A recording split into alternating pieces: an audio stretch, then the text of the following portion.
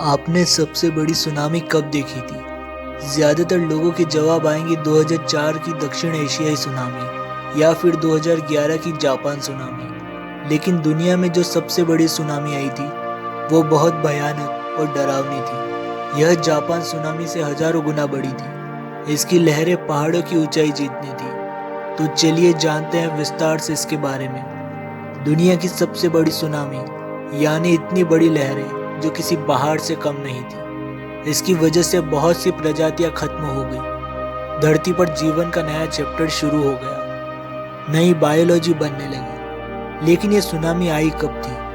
असल में ये कहानी है 6.6 करोड़ साल पुरानी। बात तब की है जब एक एस्टेरॉइड धरती से टकराया था। उसने ऐसी सुनामी पैदा की जो धरती पर अब तक आए किसी भी सुनामी से कई हजार गुना बड़ी थी।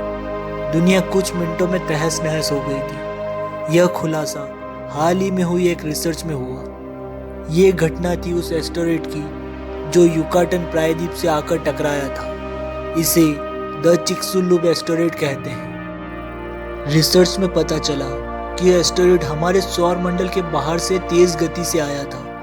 यह टक्कर इतनी तेज थी कि धरती के चेहरे पर निशान बन गए। साल 2021 में हुई एक स्टडी से इस बात का खुलासा हुआ कि इस टक्कर से निकली तरंगों की वजह से धरती की ऊपरी लेयर में मेगा रिपल्स यानी महालहरें बन गई थी। यूनिवर्सिटी ऑफ मिशिगन की मॉली रेस की नई स्टडी से पता चला कि इस एस्टेरॉइड की टक्कर का असर सिर्फ ऊपर नहीं था, आधी धरती पर समुद्र की तलहटी की रूपरेखा बदल गई थी। इंसानी इतिहास में दर्ज सभी सुनामियों से कई गुना बड़ी सुनामी आई थी जो ताकत, आकार, ऊर्जा सब में बड़ी थी। मॉली रेज की टीम ने सुनामी आने के शुरुआती 10 मिनट का कंप्यूटर मॉडल तैयार किया।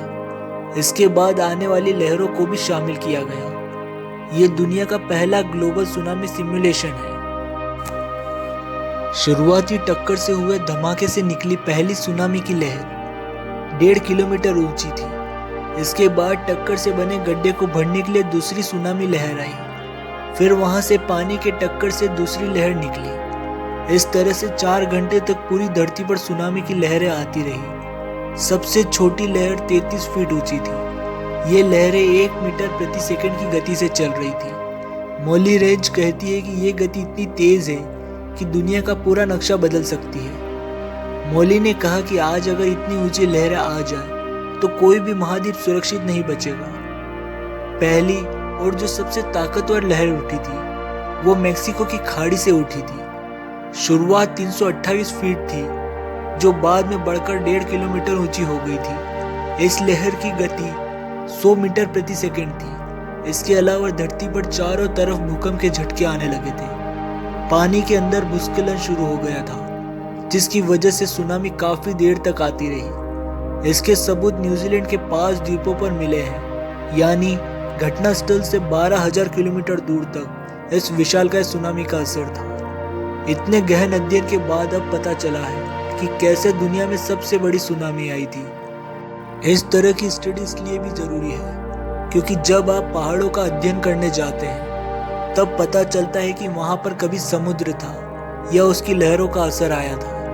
साथ ही सुनामी के खतरों से बचने का मौका भी मिलेगा। कैसे सुनामी से बचा जाए यह भी पता चलेगा। यह जानकारी भी हासिल कर पाएंगे कि कितनी बड़ी सुनामी कितना ज्यादा नुकसान पहुंचाएगी। अगर आपको हमारा वीडियो अच्छा लगा है तो हमारे वीडियो को लाइक कर हमारे चैनल को सब्सक्राइब करें।